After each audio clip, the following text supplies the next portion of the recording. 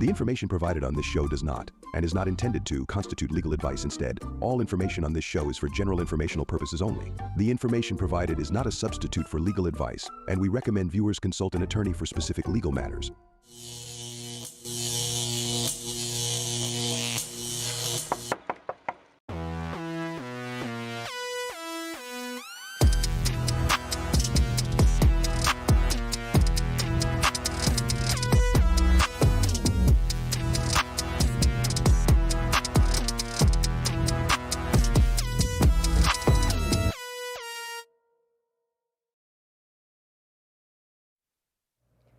Good evening. Welcome back to Condo Craze and HOAs here on our Thursday night show. We're live. I wasn't here the last time because I thought it would be too dangerous to travel during Helene. And there was yeah, right. You did have a palm frond down in your front yard. That's true. Insane. Insane. These storms are crazy. And your show was about hurricanes, yes. And that your board can do anything and everything Yeah. they what? And that was the funny part is that was before Milton came. Right. So we had another one since then. Right. It's wild. Yeah. After a slow season. Yeah. Right. We thought nothing was going to happen. But both and of them bang. I've had like Nothing. no problem. Yeah. But there were tornadoes like Yeah, crazy with right, Milton. exactly. Anyway, we're so glad you're here. And we are here every Thursday at 7 o'clock. And we are made possible by our wonderful sponsors, especially our fantastic sponsors who truly offer you the best, like Best Roofing. They're our diamond sponsor. We love diamonds and we love Best Roofing. And I'm here with attorney Eric Glazer right here. And he's board certified by the Florida Bar and Community Association and Plan Development Law. There's like a handful of attorneys in the state who are board certified. Out of 100,000 attorneys in the state, right? And there's a joke in there somewhere. That's way too many attorneys. Out of 100,000, less than 200. Are board certified in a special... In this area, correct. In this area? Yes, correct. And it's 100,000... 100,000 lawyers. That are in this specialty? In the state. No, 100,000 lawyers in the entire entirely? state. Out of 100,000, That seems like a low 200. number. Yeah. You want more than 100,000 lawyers? No, you're definitely in the minority on that one. That I can tell you. But I'm surprised. It seems okay. Anyway, you have an office here in Hollywood and also one in Orlando, and also satellite offices. I mean, you can do everything through Zoom anyway, right? Exactly. And we'd love to get the phone line going early. So if you want to give us a call in the studio, it's toll free. It's 717-GLAZER with a Z8. 717-GLAZER-8. That's 717-452-9378. And you can also visit us on the Condo Craze and HOAs channel on YouTube, which you're watching us on now. And ask your question in the chat box. Sometimes people ask a question in the chat box and they also call us. And Yes. somehow your question will be answered. But they get answered, exactly. Hey, good evening, everybody. And don't forget to subscribe to two things. Number one, the Condo Craze and HOAs channel on YouTube.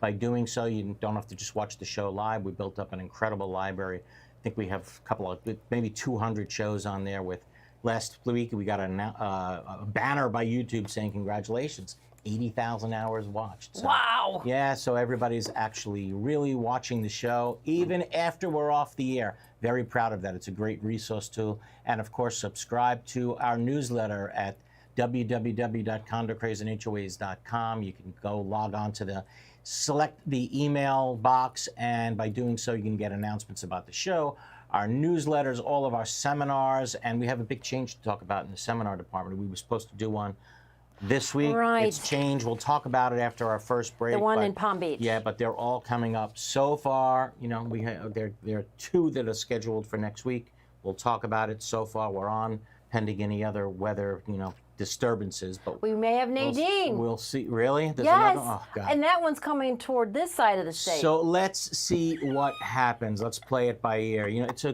tough time. It's not the first time. I know. It's a tough time to make these seminars in October. I This know. is not the first time this happens. Maybe we should be looking at November. You maybe should, to do because these things. October's Yeah, really... Not my call, though, but we'll see.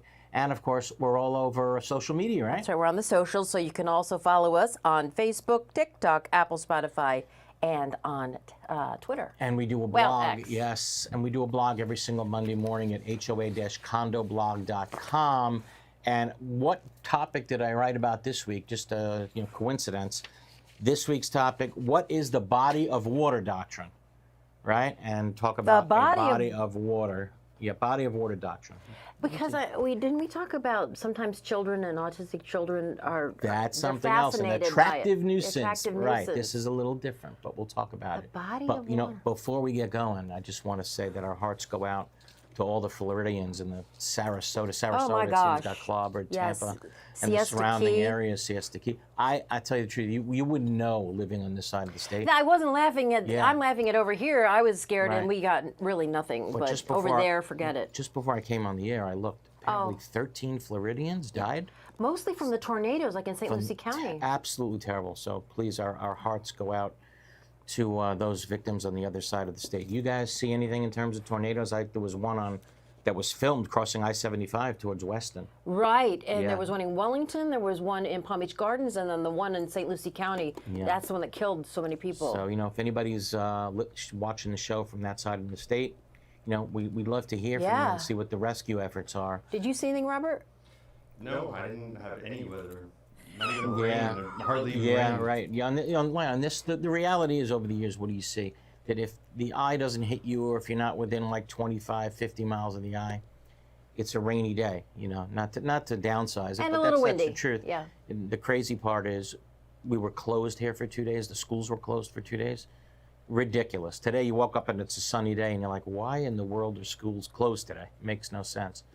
But, you know, some teachers like it that way. I happen to have one in the room as we speak. My daughter, Jamie, I'm sure she's very happy that she was off today. Well, right, you can Jamie? call me Right. ridiculous for Yes. saying it was too scary to come down here during Helene. Yeah, it was nothing. It was nothing. It was dark. That's all it was. Ridiculous. Anyway, yeah. So if anybody's on the other side of the state, and all kidding aside, we'd Yeah, love to hear sorry. from you. But let's move on to the topic. This was the year that the Florida legislature made it very clear that owners are entitled to all association official records. Anything ambiguous about that? No. And if anybody stands in their way of getting those records, you might even wind up being charged with a crime. So big changes to the way things are in Florida this year. Records requests are now taken very seriously, not just by the statute, And just but put by them up judges. on your website and be done with it anyway. Absolutely. I mean, we have a decision apparently from the appeals court that makes it clear, even in a small HOA. So Yep. forget about the number of homes. Doesn't even matter the size of the HOA anymore. Okay, so you better allow access to the association's official records or else. Yeah, here's a brand new case that came out in the 5th DCA, and the other side of the state. Here's the facts of the case. There's a community called Wayside. It's a small HOA, 10 homes actually, about as small as you can get, right? Self-managed, and they're located in Seminole County, which again, coincidentally, was a county that got hurt. 2 owners requested access to official records from Wayside. They wanted insurance policies, they wanted bank statements for the past 2 years, and they wanted records reflecting maintenance expenditures, and Okay. upkeep of the individual lots and the common areas. They submitted a request. This is stuff that happens every day in an HOA. They submitted a request by certified mail requesting that they make the records available for inspection within 10 days. That's the law, 10 days. You'd think Wayside would know when you get the certified letter that To do you something better about you it, better do right. something about Well, it. they didn't. They received the letter, and which meant the deadline for inspection was 10 days later. They attempted to negotiate over the documents, and they wouldn't give it up. So eventually there was a lawsuit filed, and there was a trial. At the conclusion of a trial, the court denied the owner's request, believe it or not, for injunctive relief as to the records that requested them. The trial court said, they gave you enough. They provided sufficient documents in response to your request, and that the issue is now moot. Even though they didn't give you everything, they basically complied. So, association, you're off the hook. So then we appealed. And we went to the appeals court. You didn't have correct? anything to do with it, did you? No, this Because was you not would my have case. appealed it. This was not my case. So the appeals court held that the use of the word shall we and speak not about that all the time. may, Yep. the statute means that an association is not afforded discretion in determining which documents to maintain for the inspection of its members or to provide to its members, nor is the 10-day period discretionary. It's 10 days. It's 10 days. These Very right. obligations are clearly mandatory under the statute. You shall do it. Right. So I get asked all the time about whether or not owners can see bank statements all the time. We want to see the bank statements. Can we see them? A lot of associations have always said, no, you're not entitled to see the bank statements. Well, It's on your appeal, money. yeah, you would think, right? And I, always say take the position that they're entitled to them. And on appeal, in this case, the owners argued that they're entitled to see any canceled checks, bank statements showing what the association paid for repairs and maintenance. And here's what the appeals court said. The HOA Act requires the association to maintain these records, and bank statements are included in financial accounting records, which the homeowners association is required to maintain. Therefore, they clearly constitute records that have to be turned over. So bank statements have to be turned over. Anything that identifies anything financial. Right? Anything regarded to the operation of the association, yes, especially financial records, especially, unit owners should be entitled to that. As you know, while you were away, there was even another case in Aventura involving fraud, involving someone stealing from the association. Turnberry on the green. Yes. Mr. What did I say his name was? I forgot his name. Oh, he's some, yeah, anyway. I He know was an the attorney. president. He was Yeah. also the managing whatever. He Chief ran the cook and bottle chief washer. cook and bottle right, washer. right. Yeah. And long and short of it is, I used to represent them too way back. And you smelled something I'm rotten. not going to say that. All I'm saying is I used to represent them way back. Leave it at that. Well, they said he somehow, Catherine Fernandez-Rundle, the state Yes, attorney, says that alleged. he took $1.5 million. It's a good He day. even used, allegedly, the debit card of the condo Yes. to fuel his private plane. And then his attorney said, oh, he's not a flight risk. And as we, is that right? Exactly. And as we know, condos, you can't have debit cards anymore. No more. That's right. And that started, I keep saying this, but why did that happen? Because the debit card was being used to fund the blackjack table at Hard Rock. That's right. So no more debit cards. And the same case also held at 10 days means 10 days. So the association on appeal in this case lost big. Those unit owners, even in a 10-unit HOA, were entitled to see all the records, and 10 days meant 10 days. All the records meant, and including financial records of all kinds, including bank statements. Plus, they had to pay the attorney's fees. Plus, they have to pay the attorney's fees For on the the other side. original trial. That's and correct, and the appeal. So they paid back the attorney's fees. And think of their own attorney's fees. Oh, yeah. Their own attorney's fees for the trial and appeal. The other side's attorney's fees for the trial and appeal.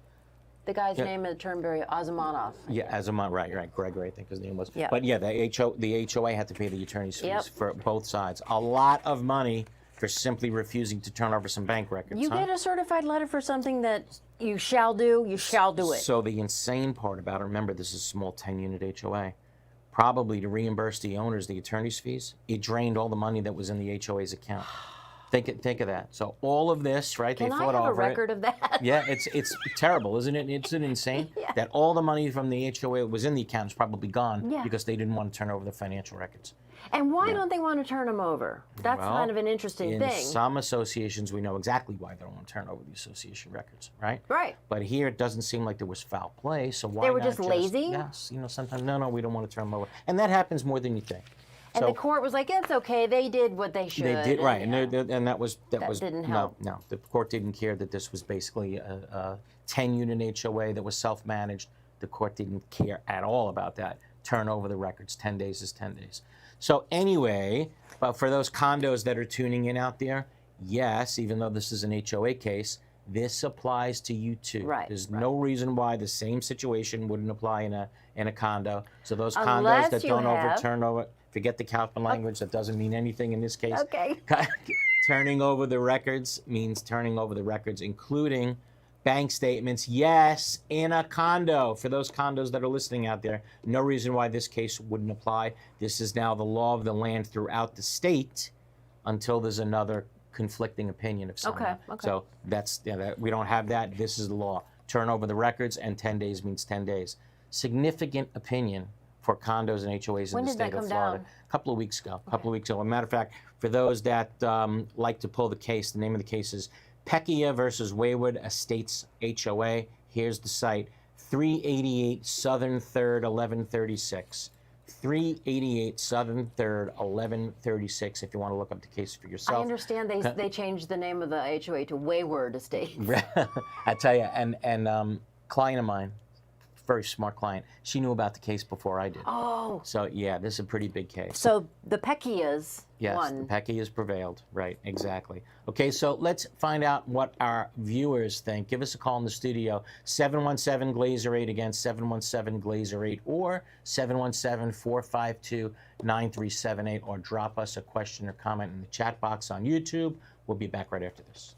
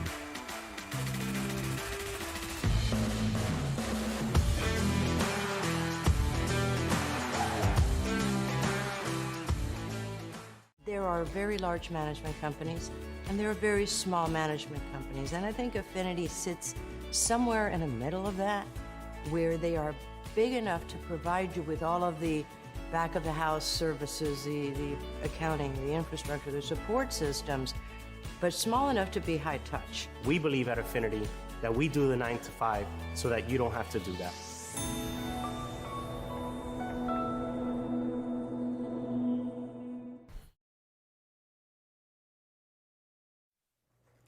Welcome back to Condo Craze and HOAs. I am Karen Curtis, and this is Eric Glazer. He is board certified in Community Association Law, and we're taking your calls here on the show. The number to call is 717-GLAZER-8 with a Z. Also, we wanted to remind you he's going to be teaching his classes that are now, you have to take them now because it's new law as of October 1st. But if you took them before, do they still count? Let's just say take them again, because the forward. state has given us so much mixed reviews in terms of that. But bottom line is the classes are now certified. The DBPR is offering an online class. I'll just let everybody know that. But I got to be honest about this. There's so many changes to the law that I can't see taking an online class because you don't have a chance to ask questions. There's no give and take. And what's not taught in those classes is what you started to bring up before, the Kaufman language, the as amended from time to time language. So a lot of these statutes that came into effect now, they may not even apply in your community, and there's nobody to ask at that presentation because it's just online and you're watching a screen. So I can't see taking a class that's not taught by an attorney at this point and having the ability to ask questions. Did that law go into effect October 1st or July 1st? July 1. July 1. Well, October 9th, you were supposed to have one. What happened? We were supposed to have it on October 9th, and then then of course the hurricane was coming, so it was rescheduled from October 9th to next week. Now, exactly a week later, October 16th. So we got now back-to-back days. October 15th is going to be in Broward. All right. And the next day is October 16th in Palm Beach. It's going to be tough 2 days, but that's where we are next week. Okay. And then after that? Yeah, and you're going to be in Tampa on October 24th. Right. These all start at 8 o'clock at the Condo, the L&L Condo and HOA Expos. Right. Now, I don't know how bad Tampa, I know Tampa got hit bad. That's a good point. But I don't know if the convention center suffered any damage. But right now, Field did. Tropicana Field, the roof blew off. Yeah. So I don't know. Right now we're on for October 24th in Tampa until further notice. Now, I do know Bradenton got destroyed. Okay. We're on for October 29th. I'm not teaching it, but the class is on for October 29th in Bradenton. Okay. Who is teaching it? I know some other attorney. I'm not going to Bradenton on the 29th, but I got to tell you, I don't know if there's going to be a show on the 29th. I hear you. Because Bradenton, I heard, was really got hit hard. I'm so sorry. So let's find out. And November 13th, Orlando, they got hit pretty badly too. Yes. That's at the Orange County Convention Center. Again, that's at 8 in the morning, and they're all L&O Condo and HOA Expo. They give you breakfast. You'll meet, your sponsors are there. A lot of Most them, of them yes, will be yes, there. yes. Yeah, and he'll be there, so you can ask him questions. And it usually goes about what, 4 hours? Yeah, mandatory 4-hour course now. Okay, It's there you go. mandatory, so don't complain. No, actually, No, nobody they ask complains. you They like to do it longer. So yeah. You teach so many topics too, inspection and reserve funding, the importance of the time-to-time language, also different types of documents that govern your, you need to know all this stuff. Especially if you're in a condo of 3 stories or more. Right. I mean, there's so much you need to know, and if you don't know it, you're breaching your fiduciary duty to the owners, as far as I'm concerned. But in Broward and Miami-Dade, it's square footage. It's even different. It's square footage. But bottom line is, you need to take the class, and if anything, I'm glad that's my legacy. He invented it. He invented the class. Well, I invented the he legislation. Got the law passed. That's what I am proud of, inventing the legislation. I really am. Well, you started doing this class 15 years ago? Yeah, just about. Hey, I'm looking at the board of questions, and Abby writes in a really good one that's very pertinent to where we are right now. What rights do I have to ask the developer if my new home under construction had damage in yesterday's hurricane? Absolutely, you have every right. Abby, right. Every right. As a matter of fact, you have a right to go there and take a look, and you might want to bring with you your own engineer and your own contractor just to take a look and see, hey, do we need to, whatever was being built, do we need to start Like from scratch? They just poured the slab, and Right. then you had the rain, and don't Yes, you have a right to know. Now, I will tell you that, let's say you had a completion date that the developer was supposed to complete the home by. and hand it over. But now there's what's called a force majeure clause in all these contracts, which means if there's an act of God that happens that that prevents us from completing on time, that completion date has now been extended. So you can rest assured that whatever date you were promised to have the home completed, that's now gone. That's out the window. But you don't know the what the length of time. what the new date is. Oh, but boy. who do we got on the phone, Rob? All right, let's see. We have a few callers. First caller is, didn't leave a name. If you hear it beep, you're on the air. No name. You are on the air. Good evening, Eric and Karen. Good You're evening. looking cheery in yellow and green. All right. I have a question. This is Julia from Hallandale. Hey, Julie. How are you? I am well, thank God. Question on the documentation, actually 2, if you will allow. First one, when the information is indeed on the website and the request was made, so the reply points you to the web. Yep. Maybe a section on the web, Yep. as opposed to giving you a specific URL. Is that kosher? Yes, there's a That's brand new question number statute. one. Question- Brand new statute that if the documents that the person is requesting are on the web, the association has the right to tell that owner, go get it on the web. Here's the link. It's on our official website. Well, she's asking, can they give you the URL of the link, I guess, right? Yes, absolutely. Yeah, you can. If it's on the official website, the association doesn't have to provide you access the regular way. All they have to do is say, go get it from the website. Right, but the question is, can they just send me to the web, which is Not director. the wild field, or specifically give me a link to a file which contains the information? It doesn't say that. I would think that they should be, again, the way the statute is written this year, very, very specific, because there's another portion of the statute that says you got to do all you can now, basically. You can't just point the person to a room. They could get a website that's so convoluted you can't find anything in a on manner that makes it easy Send to them search. a link to the so part. yes, I would agree that they should give you the exact address where it's found. Yeah. Yes. And until she finds it, it's not fulfilled, right? Right. Right. Exactly. Exactly. Yeah. That's a really good point, Julie. It's like sending someone to the library without a Dewey Decimal System. God, that's gone. They don't do that anymore. Right? I don't think so. What's a library? Right? Yeah, so I would agree they should point you right to the exact place on the website where it is. That's a good point. Oh, my God. Okay, great. And a follow-up, on the checklist, when they did not deliver a particular document, they will write not applicable, whereas it's just not kept or not available, because they didn't have that piece of information that they should have. So what to do in that case? Oh, if they don't even have it. So The dog ate they it. provide you with the checklist, which is they're supposed to do. But on the checklist, you're saying that they write not applicable? Is that what you're saying? Yep, instead of not available. We didn't keep it. Yeah, They I don't know have- what not applicable means. I don't think that's an answer to whether or not they fulfilled the records request. I think that's not a definitive answer That's like as when well. you get a subpoena, you just write back not that's a- applicable. Yeah, I mean, right, exactly, right. Would be the exact way. It's because it's like a subpoena, that records request, in a way. Yeah. It's the same thing. Not applicable for So me. no, that's not a response at all, and I don't think it's a response that an arbitrator at the DBPR would hold as being sufficient for an association. I agree. No, they got to tell you if they have it or not and why they didn't give it to you. Not applicable. What does that mean? Exactly. Yeah, I would agree with you. Okay? Okay, thanks very much. You got it. Be well. Before you take another call, Yeah, I just wanted sure. to say, Beatrice Greenberg says, is there an index for the topics covered on previous shows? How do you like that, Rob? There's a question for you. Someone would like an index. Maybe that's the next thing For the that we topics can on the eventually show. start, working on, right? Maybe an index, because Where would it live? well, what's fantastic, so everybody should know this. We have a search engine for all the blogs, right? If I blogged about something, if I've ever written about something, you go to our website, right? And you type in one word, the topic, Yeah. it takes you to everything I've ever written on, Yeah. on that topic. It's wonderful. So people And are your saying, blog. hey, on the blog, Yeah. right? Everything I've ever written about on that topic, there it is. It finds it for you. Maybe it's time that we do something. Is with there all a these search shows. option for the show? Yeah, YouTube offers search, so you could search just Okay. the channel.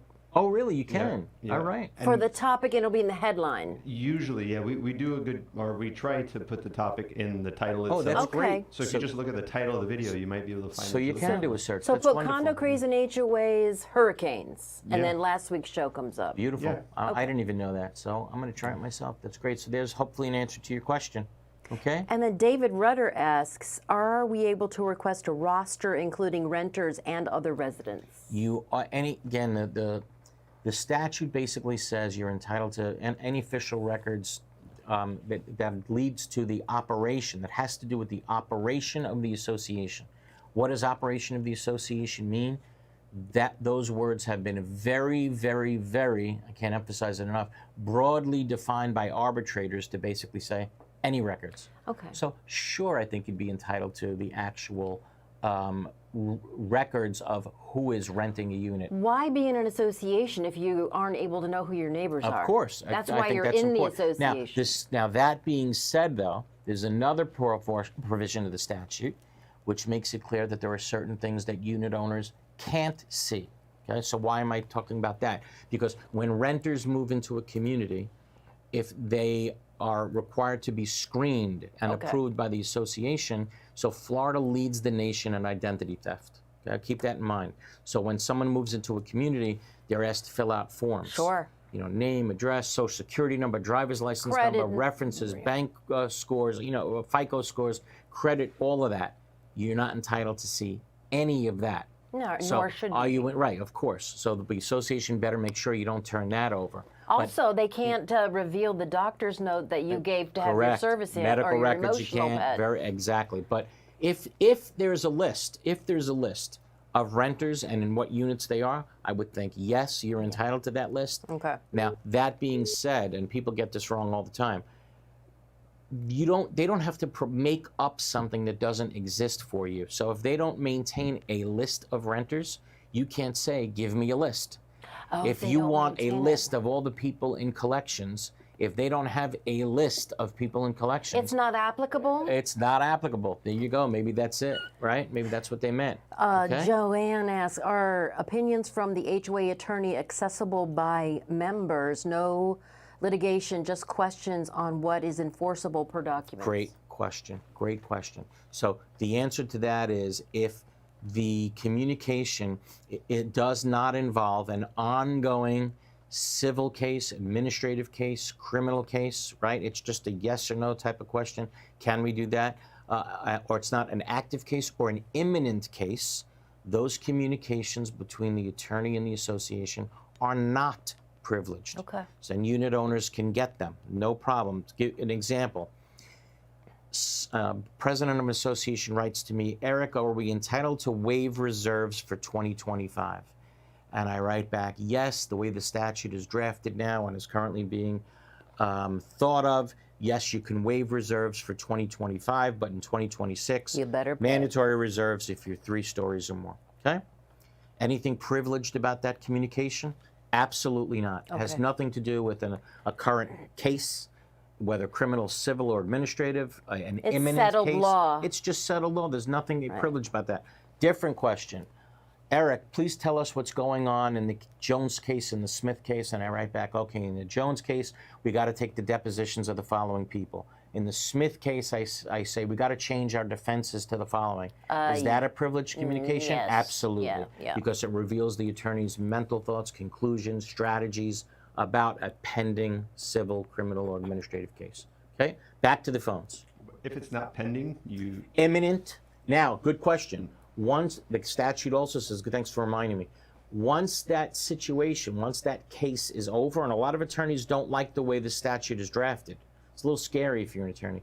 But once the matter is done and it's concluded and it's finished, all those communications that are at one time privileged Oy. are no longer privileged. So attorneys better watch Be out. careful. Yes, what they say in those communications. You know, you could say, oh, you know, we shouldn't give that idiot anything. And all of a sudden, right, all of a sudden that idiot comment can come back to haunt you. And this would be electronic communications or Yes, all? emails, any communications, correct. You got to be careful. Back to the phones. Even texts? Yes, I would think so, yes. Sure. all right, let's go to, I think this is Juliet. Juliet? Hello. Yes, my Good Juliet. evening. How are you? All right, how can we help? I'm glad you guys are safe. I have two questions. One is very quick. We have some collection accounts with a company, so they're taking care of that. But our management company continues to send letters to these residents, and we've asked them not to, and they still continue. Is that legal? They can still do that? So wait, first of all, who did you say your collections are with? I didn't get that. With a collection company. With a collection company, okay. Let's just say, in all candor, I'm not a big fan of that, of collection companies doing the work for the association, because oftentimes you give them unbridled discretion. And they take a cut. Then they take a cut of it, and but they advance some of the money. I understand, but let me correct that. We have because I'm new to not so long on the board, so those were already with that collection company. But moving forward, yes, we have some with an attorney, with the attorney. Okay, that I like better. But all of this, everything, all the collection letters are still. These people are still. So if I am with the attorney with collections, I'm getting 2 letters every month. One, regarding the attorney sending me information and collection notices, and then I'm getting one from the management company. Okay, why you would need both for the same unit, I don't know, and that would trouble me, quite frankly. I wouldn't want two Yeah, who do you send it to? Right, You send and to one, one they is still... going to step on the other's toes. Do not have 2 different entities working on the same collection matter.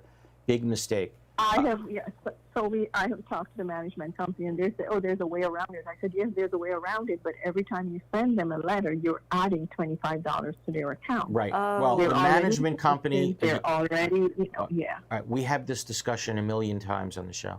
The management company works for you. If you tell the management company, Stop do it. not send out collection letters, that's with somebody else, that's the end of it. They can't send out collection letters. You are the boss of them. They are not the boss of you. That's what I don't. We have They this don't like discussion me to say so that. many times they over don't the like years. that. Yeah. So, did you have another question? Yes, my second question is, I'm being harassed. A neighbor, a homeowner across the street from me, she has a boyfriend who lives there, and he is constantly harassing me. For instance, today, the hurricane, I could have gone out there since morning and cleaned up, but I did not. Because he's out there. And every time I go outside, he has to say something. It's the effing bitch. He comes up with his motorcycle. He revs it. I had to call the police the day just before the hurricane because I went out there with a vendor, to just show them certain things that we needed done before the hurricane. As I was walking, I heard the F bitch, I just paid no attention. And he came up with his motorcycle. He's riding it regular. As soon as, he pushes it. He's revving it, and he came back. He's revving it. He's speaking something I don't understand. And I called the police because some people witnessed it, and they're like, this is total harassment. The police came and they said they had to witness it. And Yeah. I said, well, I have videos and the neighbors have cameras, and they said they could not do anything about it. Well, okay. But in his word against mine, but Even I if said, I that- have a video. okay, These hold people, on, all hold these on. people along the block here have cameras. Okay, that are so hold picking on. it up. Let me answer your question. So the fact that you have videos is fantastic. Even if the police won't make an arrest, in every association there are nuisance clauses in your governing documents.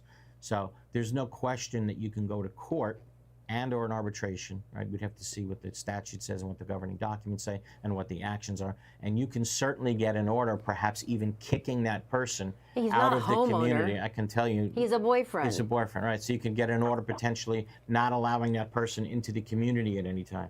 So there's various different things you can do, but preserve those tapes. And yes, you should be able to get the relief you want, not necessarily by the police, but going to arbitration or going to court. Unless Now, we don't know your side of the story, they may say you're the nuisance.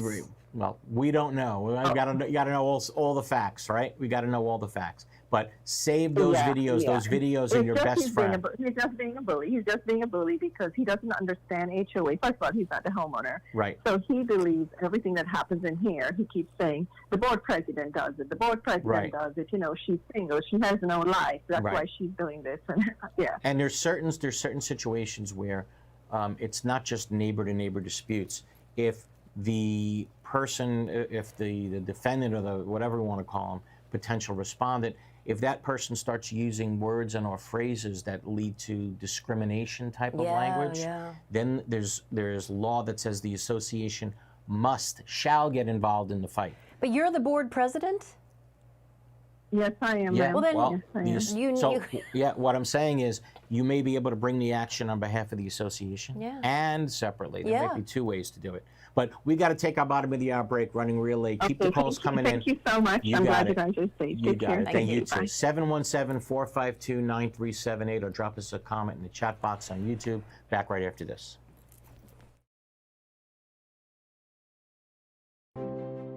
Rimkus Consultants offer the professional expertise to help condominium and cooperative communities provide safe, compliant buildings for their tenants. We have more than 170 Florida licensed engineers and architects who are experienced with local regulations and can assist with Senate Bill 4D compliance. We can help with milestone structural inspections, capital expenditure evaluations, structural integrity reserve studies, and developer transition reports. Focusing on energy, resilience, maintainability, and sustainability, our experts can help with every phase of the building life cycle. For mitigation after a catastrophic event, building restoration, repair and remediation consulting, or Senate Bill 4D inspections, please visit rimkus.com. All over the world, people have plumbing problems. These problems can be expensive and destructive to fix. Have you ever wondered if there was a way to take care of your plumbing problems without destruction and an outrageous price tag? Welcome to Pipelining Technologies, Inc., where we specialize in fixing your problems without demolition and minimum cutting by means of pipelining. Pipelining is the ability to take a pipe damaged by root intrusion or long-term deterioration and make it new. By means of inserting an epoxy-saturated liner into the pipe and allowing it to harden or cure, leaving behind a brand new pipe. That sounds great. How can I get pipelining in my home, commercial building, or condominium? Simply fill out our online contact form and a pipelining representative will get in touch with you in a timely fashion, or call us directly at 561-853-5463.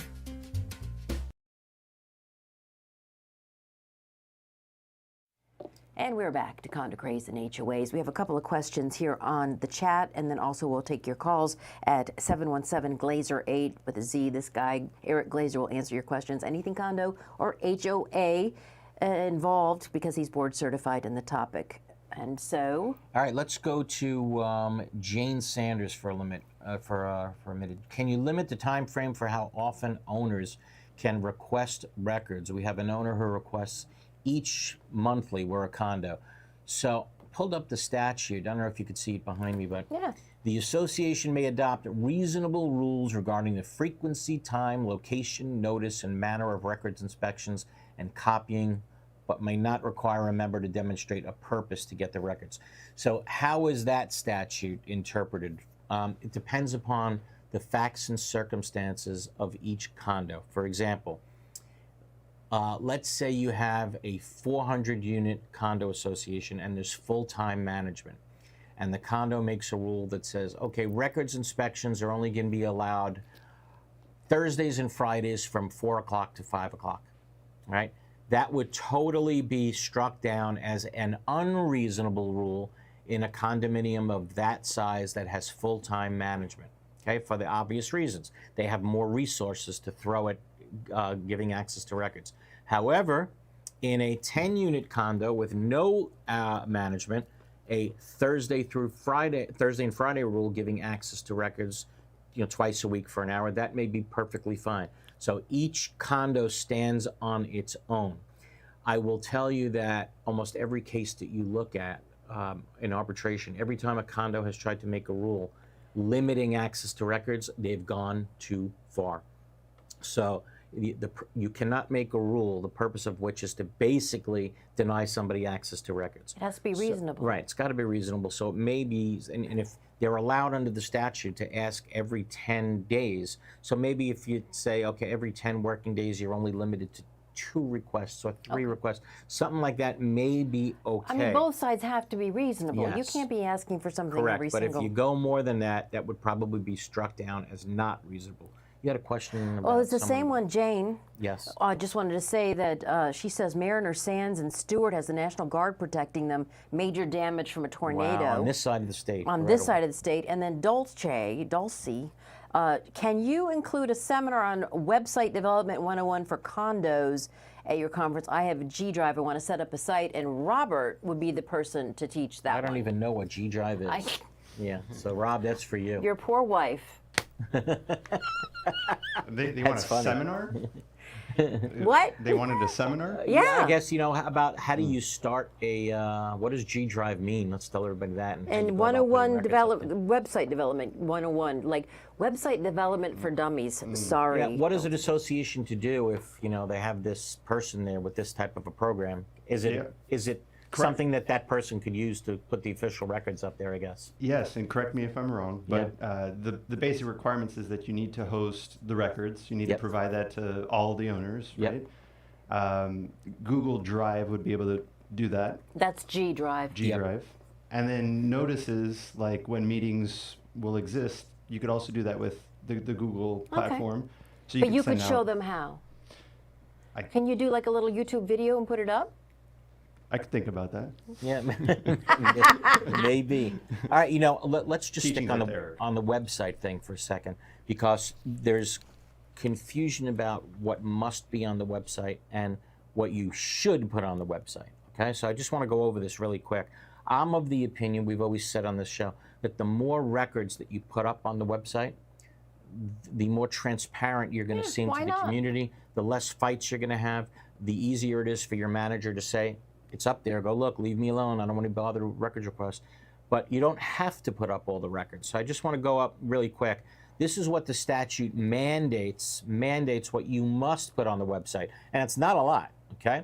The recorded declaration of condominium, the recorded bylaws, the articles of incorporation, all the amendments to these documents, the rules, a list of all executory contracts or documents which the association is a party under or which the owners have an obligation, the bidding-related materials, equipment or services which have closed, a list of bids. In other words, it doesn't say a copy of all the contracts. It says a list of the contracts, the annual budget, the financial report for each year, the certification of each director, which I give you when you take the class, all contracts or transactions between the association and any director, that's not with any vendor, any director, the notices of any meetings, notices of board meetings, the agenda, right? The inspection reports, things that you have to do for your 40-year, your 50-year, the most recent structural integrity reserve study, building permits, and that's it. So in other words, you don't have to put up all the contracts, right? You don't have to put the minutes of the meeting? Your minutes, you know what? I don't even know the minutes in it. No, it's not even, don't even say the minutes. It's incredible, actually, which don't have to go up there. So there's a lot that the statute does not require you to put up. This is just basic minimums. And I think the statute should actually be amended to include more. No bank statements, right? Nothing having to do with the finances, really. Wow. So, and I thought everything you just said at the beginning of the show, everything financial you have to turn over. You turn over, but you not don't put have on to the put it up on the website. I think it'd be a bad idea to put the financial stuff on the website, right? Well, remember, you have to have a password to get in there. Yeah. So it's not like the world can get it, but you know, you never know. It could be hacked. But the bottom line is really to start your website, there's not a lot that has to go up there. So there's really no excuse to say that, you know, well, we never had time to start a website. And I'll tell you, that's something that the DBPR is not fooling around about. You will get in trouble. Can Robert do websites for people? Do you want to do websites for people? Not really. Okay. You can, but you don't want to. Okay. Unless All right, it's back a to the really phones. expensive one. Yeah, right. If it's worth my while, Robert I does will. 7-figure websites. So. And there won't be any kind of, Right. of documentation on how much he makes That's correct. on a website. Back to the phones. All right, let's go Who do we got? John Hey, John. in Orlando. Hello? Yes. Hello? How are you, John? Yes, our board has decided about 2 or 3 weeks ago, they told a board member they were no longer, it was the manager said the board member is no longer on the board. None of the board members voted on it or anything because they said they were behind in their maintenance fees. And the manager said that? Well, I'm sorry? And the manager said that? Yes. Okay. So what do we know? We know that under the law, right, the statute says that if someone is, a director is 90 days delinquent, You're off. you're off the board automatically. So, Even if they pay it. Correct. even if they pay it afterwards. So Yeah. the minute that they became 90 days delinquent, that's it. They're The off, only they're way you gone. get back on is if you don't sign that affidavit, then you do sign the affidavit.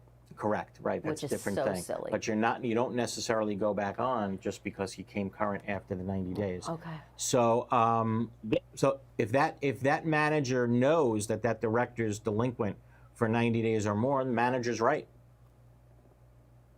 Well, they can't prove it because that was the one that concocted the messy. Remember, I think I told you a while back, they were trying to, what do you call, special assessments after the budget was passed.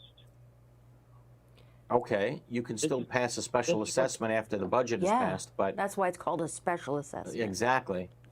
But that was the difference of last year's the budget. They didn't collect money for 3 months, so they threw it right in with the. You answered that question, but after the manager was questioned, the individual asked, "Well, what if they pay?" He says, "Manager says, well, if you pay it right now, I can put you back in the board." He doesn't have the right to do that. Of course does not. he? And again, this is why the Supreme Court made it clear that, and again, this is not a knock to you managers out there, quite the contrary. You know, you guys work hard, do whatever you can for associations. A lot of you go above and beyond. However, what you shouldn't be doing is, and what you're not allowed to do according to a Supreme Court opinion, this is not Glazer on the law, this is the Florida Supreme Court, you can't answer questions regarding what is legal, what's not legal, whether or not somebody is qualified to be on the board or not. Those are legal questions. The manager should never be making those decisions. You're practicing law without a license. Exactly. The manager should tell the attorney, look, this is what's going on, and the attorney should make the decision as to whether or not that person's off the board. You're correct, because when he's made several opinions, and he goes, "Oh, it's not what I'm telling you what to do. It's in my opinion," and those are the exact words he uses. I don't say anything. I just bite my tongue and let it go. Right. I got you. Listen, you know what? I didn't realize we're really running late for our third break. We got to do this. Let's let's take our final break of the hour. 717-452-9378. Back right after this. In South Florida, the transition from bright sunshine to heavy rain and hurricanes can take a toll on your property's exterior and structural integrity. Cracked stucco, spalled concrete, they're more than eyesores. They can signal deeper issues. Now, with new Florida laws involving structural integrity requirements, we want to help you meet your milestone inspections and maintain the durability and beauty of your building. Since 2004, PD has been the trusted expert in structural concrete restoration, painting, and waterproofing for condominiums and commercial properties. Visit pd-concrete.com or call us today. We are DMI Paving and Seal Coating, Florida's parking lot experts. We specialize in asphalt paving and repair, including pothole repair, seal coating using JC7 or polytar, concrete curbs, ramps, and walkways, and striping and pavement marking, as well as ADA compliance. We service commercial properties, including homeowners associations, apartment communities, shopping malls, warehouses, stadiums and arenas, and more. Experience is worth more than anything in an industry like ours, and our staff has decades of it. We have specialized equipment for any job, regardless of size, saving you time and money. DMI has a reputable history. We have been in business since 1956. We serve the state of Florida from 6 locations. Let us bid on your next parking lot project. Visit us online at dmipavingandsealcoating.com.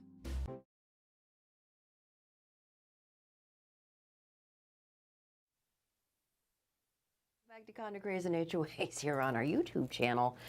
And we are taking your phone calls.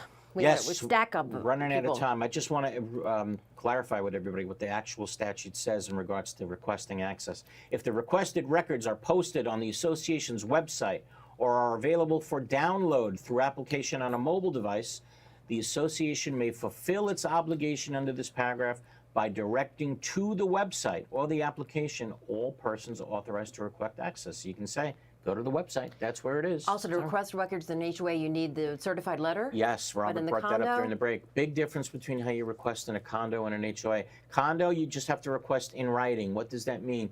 You can go down to the management office. They typically have forms. You can fill out a form that says, I want access to the following records. Turn it over to the manager. Get a copy for yourself, right? And that's it. You've made a request in writing. In an HOA, that request has to be done for whatever reason, certified mail, return receipt requested. So big difference between the two. And the case we talked about with the appeal, was that HOA? Probably HOA, and it probably was done the right way through certified mail, return request. That's very good. Back to the phones for the next few minutes. Who do we got? All right, next caller, Helen. Helen, how are you? Not Helene, but Helen. Helen. Oh, there's a little delay. Now you're on. Helen, how are you? I'm great, and thank you so much for this great public service. Thank you so much. I appreciate it. So I have a question and a short story that I will relay regarding a recent records request that I made of my association. So the question is this. So you have 10 days to receive your records and your records request, but does that mean that the association has 10 days to reply to you and then another however many days for you to schedule a viewing wherever that viewing will take place? So they have 10 working days to provide you access. Okay, 10 working days to provide you access. Not to just get back to you. And it's interesting because the statute really doesn't give you a procedure in terms of, how does that go about? Right. So when I write a letter for somebody, right, saying I want, on behalf of a client, I want access within 10 days, I'll typically say, here is the person's telephone number, cell phone number, contact them to provide the access, but you got to provide that access within 10 days of getting that letter. 10 working days, by the way. It's not 10 days, it's 10 working days. Oh, okay. So typically I say, here's their number, contact them, or even call me, let me know, and I'll let my client know. Okay. So that's typically how it's done. Mm-hmm. Okay? So in this case, they didn't really give me access within 10 days. It was shortly after that, but then what happened is that it was a very limited time frame, which I couldn't fulfill because of work requirements. And then when I did schedule a records request date, the manager was out of the office for that next week. So, this has been delayed now in a particular case of mine for about, a month and a half. Well, so, that sounds like it's too much. Get pushed back. Yeah, I mean, you got to show, if you wanted to get a statutory penalty against them, that they were being unreasonable. And I think, even if the manager's not there, so should be what? somebody else. Exactly. Why can't a board member give you access to those records? Suppose the manager goes on vacation for a couple of weeks, or the manager gets fired. Ill. You're still entitled to access to those records. So, the associations better have a backup plan. If the manager isn't there, or someone has to be able to give you access. And I'll tell you why, because associations really need to start taking this seriously. You understand, we have conversations in my office now all the time. You're talking about potential criminal penalties. Right. I don't want to scare anybody. But individual. But if you can show that this is happening on a repeated basis, you're talking about even potential criminal penalties. And the reason is because of all these people that have been, brought up with charges of stealing. Because there's a thought now that, wait a minute, yes, exactly. What's your motivation? Right. Why are they hiding the records? Right. What's the motivation, like you said? So, I mean, you really, if those of you who are on a board haven't seen it yet, you really need to sit down, spend some time taking a look at these new laws, because they affect you personally.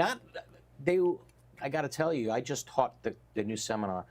An association I represented wanted a private course. So I go and I teach them the course, and I'm teaching for I don't know how long about criminal penalties that they could all face. And they were gobstruck.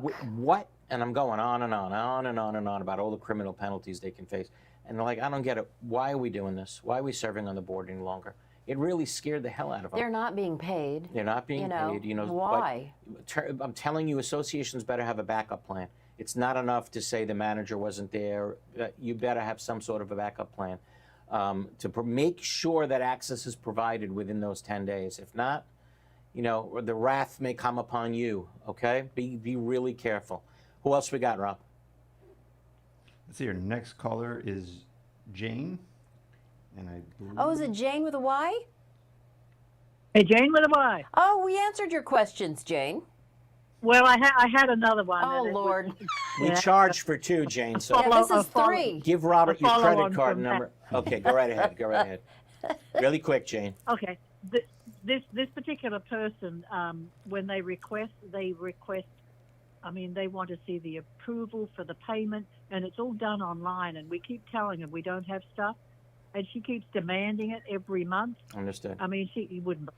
Okay. And then now, since she doesn't get what she wants, she's turned us over to DPPR, and now we're turning things over to our attorney, but she's costing us a fortune. Of course. And every time we try and accommodate her, she accuses us of trying to hide something or bribe her or do something.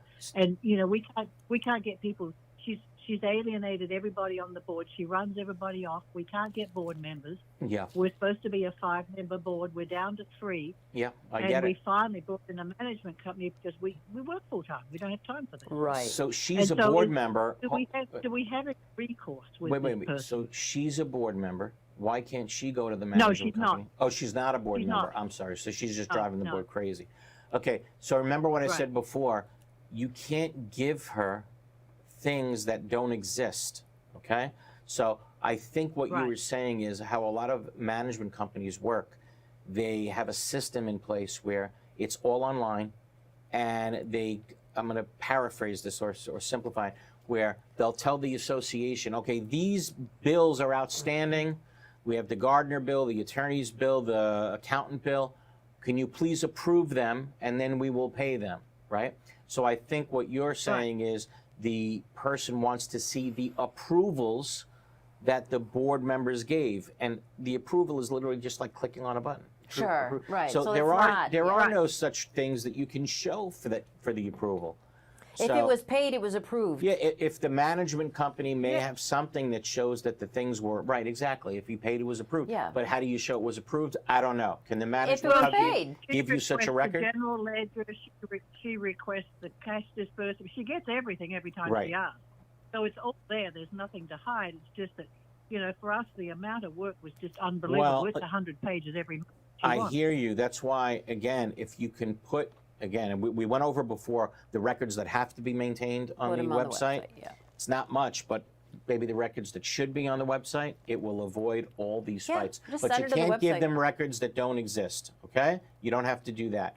Okay, got to take one more call, and then we'll call it a day, all right? Who do we got, Ron? Next caller is Janet. Jan, how are you, Jan? Janet. Oh, Janet, I'm sorry, Janet. How are you? Oh, and now for you're taking live. my call. There she is. Very Beach. quickly, I have purchased a mobile home in a resident-owned community with an HOA. Okay. Do all the new laws apply to us? When you say the new HOA laws, if you're governed by statute 720, if in fact you're an HOA, and I wouldn't know the answer to that without looking at your governing documents. I don't know. Because it depends how you were set up originally by the developer that created the community. I don't know. No, there was no developer. We're resident-owned. We bought the property, and then the residents bought shares of it, and so it belongs to us, and we have an HOA. If you're not set up, specifically under 720, then it may not, and you may still fall under the old not-for-profit corporation statute. Again, I don't know without looking at your governing documents, but there's certainly a chance that you're not. Okay? But very quickly, could you explain the Corporate Transparency Act, because it has to be completed by the end of the year? I say it doesn't. Okay? I'm going with it doesn't, and I always told my clients that it doesn't. So in an effort to combat fraud and money laundering, the government created this form for you to fill out that is sent out to corporations, and you have to list the names of the directors and certain personal information about the directors. And it was freaking, and I'm really dumbing it down here, for lack of a better word, no insult. How do you launder money through an association? Right, it was silly. So the question was, I wanna know. Does this law apply to community associations? And clearly, it was not intended to apply to community associations, but community associations didn't fall within the limited exceptions, right? Like a 501c3, where there's certainly fraud going on in so many of them, but it was not intended clearly to apply to community associations. Okay. However, they're not exempt from the statute. So what do you do? To make a long story short, right? And there were fines and penalties if you don't fill the form out and send it in. To make a long story short, there is a district court, federal district court opinion now in the state of Alabama, which declares that form unconstitutional because the United States government went too far in asking for personal information. So right now, there's it's a federal court decision in Alabama. Now, why is it important that it's in Alabama? Alabama is in the same appellate district as the state of Florida. So this case is now up on appeal in the 11th Circuit Court of Appeals, which includes Alabama and Florida. And I can tell you that CAI, Community Association Institute, which represents a lot of communities, filed what's called an amicus curiae brief. I've read it, I've seen it, in that case, clearly showing why associations do not have to fill out this stupid form. So that's the precedent. That right now there's a district court opinion in Alabama striking it down as unconstitutional. Technically, does that opinion apply in Florida? No, technically it doesn't. But when the 11th Circuit rules, that will apply in Florida. And, we're sitting here waiting for a decision from the 11th Circuit. Okay. I can't tell. So we can ignore it for now. I can't say that, but, my opinion is there's no way an association has to fill this out. No we totally freaking agree. way. We Okay? Let's end on that happy note, okay, for associations. Guys, it's thank you for tuning in. We missed last week. We miss you when we're out. We really do. we do. So it's so enjoyable to be with you on Thursday nights. Thank you. But we'll see you again next. Are we on for next Thursday night, or one of these nights we have to move back to a Sunday? I know for a couple of these nights. We'll let you know. Yeah, we'll let you know well in advance. But I know 1 or 2 Thursday nights this month we're switching to a Sunday. Either way, if you need legal help off the air, you can call Glazer and Sachs. 954-983-1112. Again, 954-983-1112. And I think for now we'll see you again next Thursday night at 7 a.m. 7 a.m.? At 7 a.m. You hear me? 7 p.m. Well, want to give 7 a.m. a shot? I'll have like 3 people listening. All right. So next week, 7 p.m. Way to go, Mets. And we need the Yankees to win tonight. And Tigers. And we're inching towards a Subway Series. That would be awesome. Okay. All right, guys. Have a healthy, safe week, and we'll see you again next Thursday at 7. Be well. Thanks, Eric. Thanks, Robert.